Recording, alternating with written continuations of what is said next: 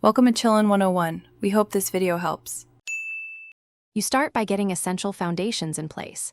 Add your email account, enable focused inbox, and create 4 core folders for flow. Do this now so messages route correctly. Once done, you'll spend less time deciding where to file. Set a 25 to 30-minute rhythm for inbox checks to limit interruptions. Make sure to pin the action folder to quick access. This gives you the immediate place to triage and to DOS without hunting through labels.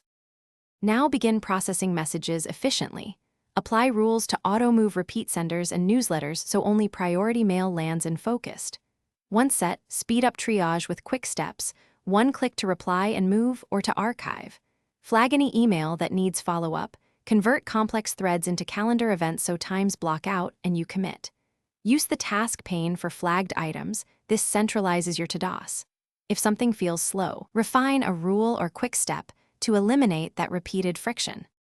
Finish by closing the loop. Run a daily review to clear your action folder to 0 and schedule any waiting items on the calendar so they don't linger.